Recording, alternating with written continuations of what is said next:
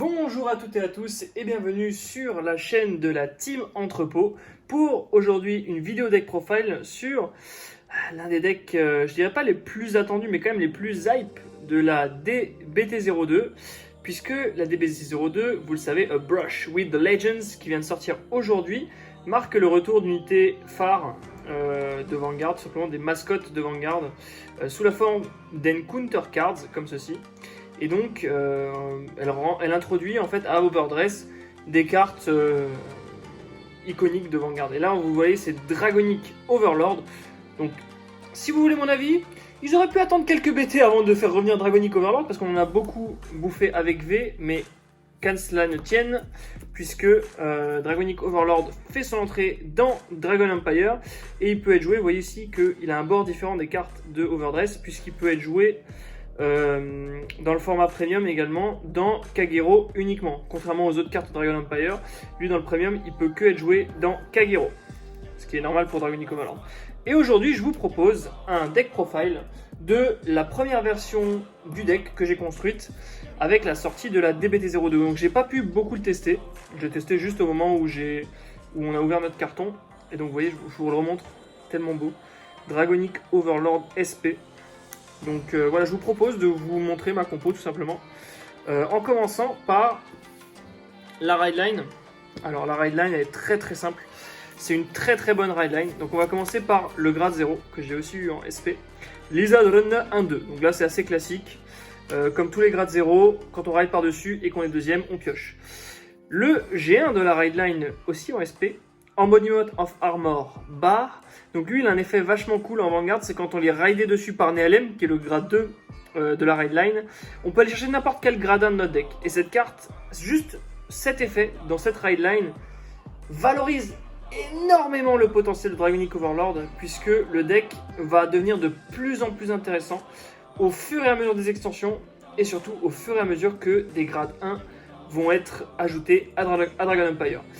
Bar en lui-même est une toolbox incroyable. Vous pouvez jouer des techs G1 qui sont du coup des techs x1 que vous allez tuto dès le T1. Donc basiquement la plupart du temps vous allez aller chercher votre PG, mais imaginez que vous avez envie de rush, là vous pouvez mettre des techs, des G1 qui peuvent rusher comme Rhino qui tape à 10, etc. On verra plus tard ce que j'ai fait dans ma liste.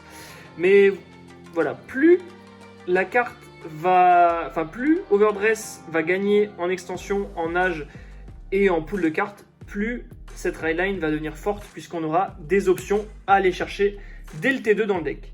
Nehalem, que lui je n'ai pas eu en SP mais bel et bien en foil. Quand il est ridé par Dragonic Overlord, on peut le call en rear. Et après vous verrez qu'il a un effet pour booster Dragonic Overlord. Mais là, basiquement dans la rideline, on le sort de la soul, c'est un +1 gratuit. Et c'est plutôt cool. Et enfin, Dragonic Overlord en lui-même. Donc il a un effet vachement cool. Qui est que quand on attaque un rear, l'adversaire ne peut pas placer de carte de sa main en Guardian Circle pour le défendre.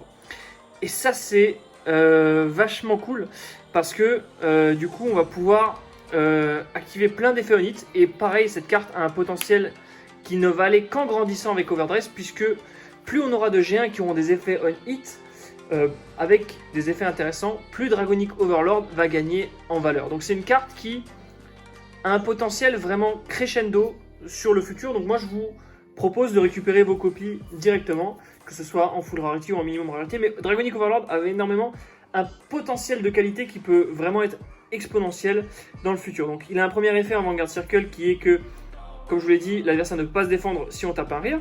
Donc il peut toujours garde avec des Blitz Order ou Intercept. Mais bon, généralement la plupart du temps, le rear il va mourir. Donc ça va permettre de sniper les faussades, des trucs un peu chiants comme ça. Et après Dragonic Overlord a bien sûr un second effet qui est Vanguard Circle. Quand son attaque hit, donc Vanguard ou rearguard, d'où la synergie avec le premier effet, on va toujours faire hit Dragonic Overlord, on va taper un rear, faire hit. Et après il y a un second effet qui dit CB1, on défausse une carte et on le restand, il a drive -1, donc en fait on défausse 1 pour rechecker 1. Donc on se débarrasse d'un rear adverse que l'adversaire ne pourra pas garder, qui sera potentiellement gênant. On défausse 1 pour regagner un drive check. Potentiellement, si on a checké des trucs pas ouf, comme où on a checké un draw, on défausse le draw pour rechecker autre chose. Vous verrez qu'il y a aussi une petite combinaison avec une carte qui a un effet quand elle va être défaussée durant votre tour, donc qui est assez cool. Mais basiquement, voilà, vous allez avoir 3 drive check, vous allez vous débarrasser d'un rire qui ne peut pas être ciblé par des effets de retir. Vous allez proquer vos effets un-hit et vous verrez qu'il y en a beaucoup dans ce deck. Donc voilà, Dragonic Overlord, vraiment ultra intéressant et ultra fun à jouer. On le joue dans le main deck en x3 bien sûr pour le Persona Ride. Et on va jouer ensuite 3 autres Nehalem qui lui aussi est dans notre ride line. Donc Nehalem est un grade 2, c'est seulement une rare. Et pour le coup c'est vraiment une rare incroyable. Hormis son effet Vanguard qu'on a déjà présenté, il a un effet Act en rire qui est que si votre Vanguard a Overlord dans son nom, et non pas Dragonic Overlord, donc ça veut dire que potentiellement plus tard on aura peut-être des cartes de support pour Dragonic Overlord, et là Nehalem ne va faire que gagner également au potentiel. Sous le Blast 1, et lui et vos Vanguard, et tous vos Vanguard, prennent plus 5000. Donc en standard c'est extrêmement cool parce que du coup on va faire passer des paliers à Dragonic Overlord. Lui va passer à 15 avec un boost à 8, ça va faire déjà une petite colonne à 23 assez sympa sur lequel on pourra mettre les triggers que va checker le Big Boy. Et surtout en premium, si vous jouez une Légion, et tous les Vanguard prennent 5000. Ouais c'est ça, tous les Vanguard prennent 5000, donc du coup votre Légion prend 10 000. Ça n'a pas grand intérêt, mais c'est toujours sympathique. Ensuite, on a 4 Berserk Dragon. Donc Berserk Dragon que vous voyez ici aussi en SP. Qui dit que quand il attaque, si on a un Vanguard avec Overlord, il prend 5000. Et ensuite, on peut payer CB1. Et si on le fait, on choisit un Rearguard grade 2 ou moins et on le retire.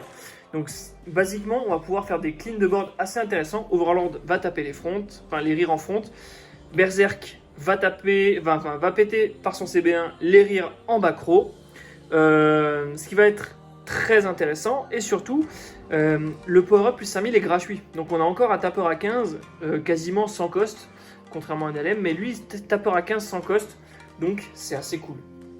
Ensuite, petite tech x1 que je joue, c'est Cruise Rock Dragon. Donc lui il est simple, quand il est placé en rearguard, on choisit un rearguard de l'adversaire et on le move sur un cercle open en front row.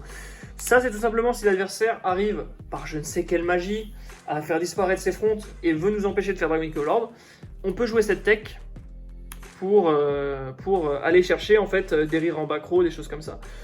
Ça peut être vachement intéressant, vachement cool et potentiellement aussi une carte vraiment à potentiel sur l'avenir si l'adversaire décide de sniper ses fronts.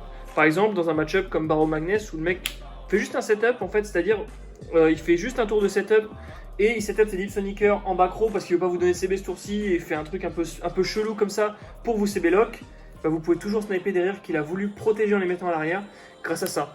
Pareil dans un match-up Mirror Dragon Empire mais avec Overdress, si le mec vous met son Arx en back row ou son Trickstar en back row, vous pouvez toujours paf sortir cette carte, move le Trickstar en avant et paf, non je crois pas parce que Trickstar peut pas être choisi, ouais c'est ça, il peut pas être choisi.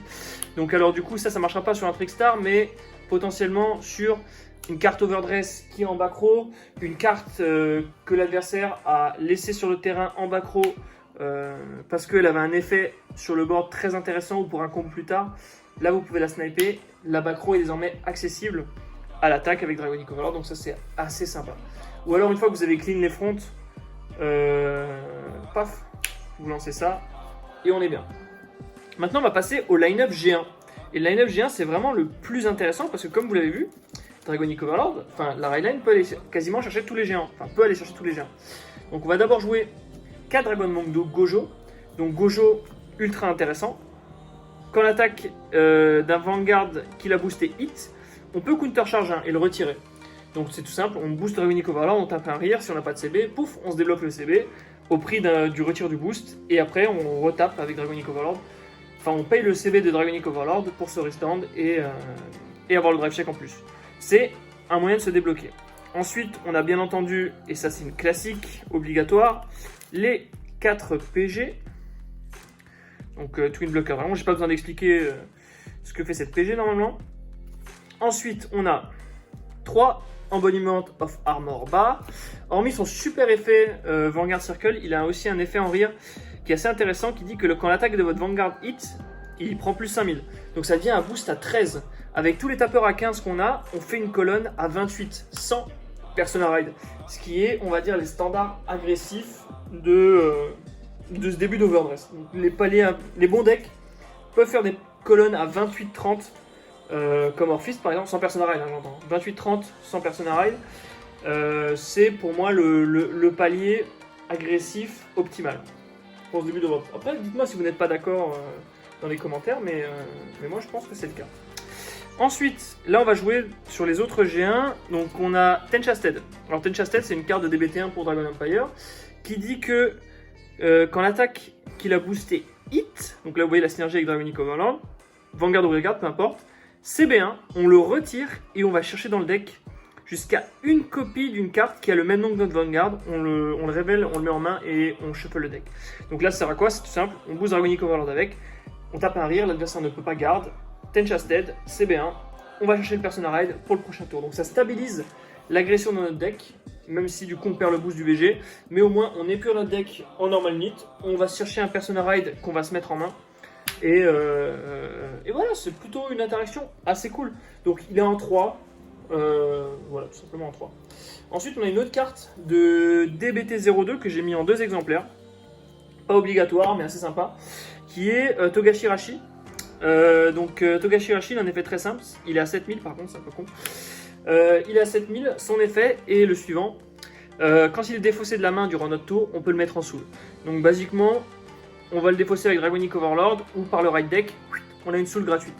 C'est toujours sympa, c'est utile dans des match-ups comme prison, etc. Mais c'est surtout utile pour quand on défausse, la carte de toute façon elle est perdue, mais là avec Togashirashi, on récupère une ressource qui est la soul. Donc là, c'est assez cool. Ensuite, on a un autre gradin que j'aime beaucoup dans la DBT2 qui a 8k, qui est Blaze Fist Monk N10. Donc il a l'effet suivant. Quand l'attaque de cette unité, quand l'attaque qu'il a boosté hit, on peut Soul Blast 1, la retirer et choisir une des unités qui prend 10 000. Donc voilà pourquoi la Soul est important. Il y a lui et Nehalem qui vont consommer pas mal de Soul. Et lui, il est assez sympa parce que c'est un boost à 8. Qui va mettre une pression en hit. Donc là, lui, on va pas le mettre derrière Dragonic Overlord par contre.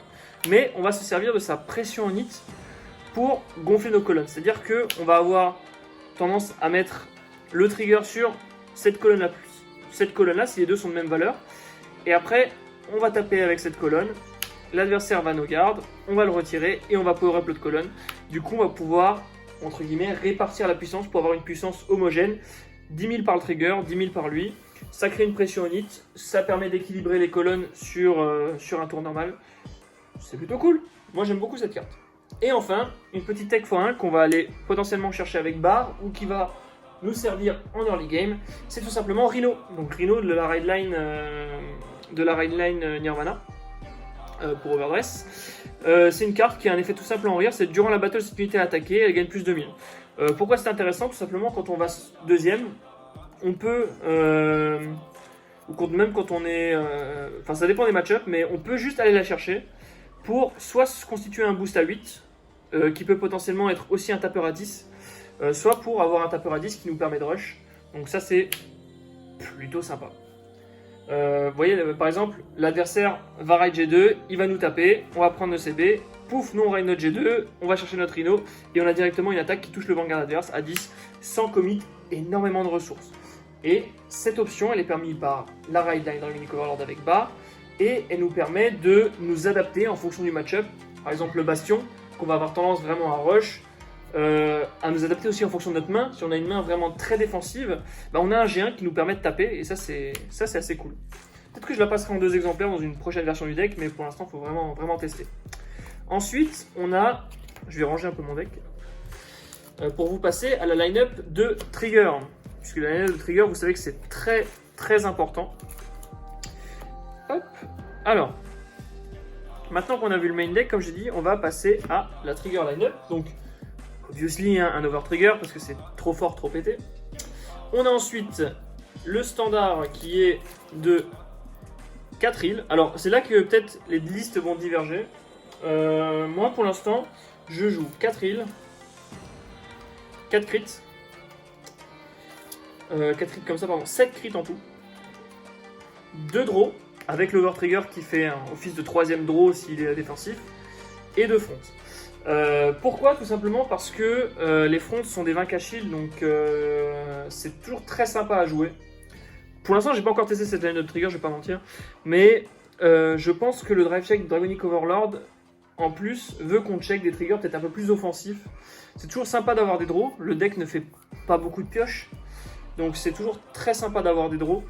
Mais on a envie de jouer des triggers offensifs parce que comme le deck n'a pas beaucoup de ressources en main, on n'a pas trop envie que la partie s'éternise.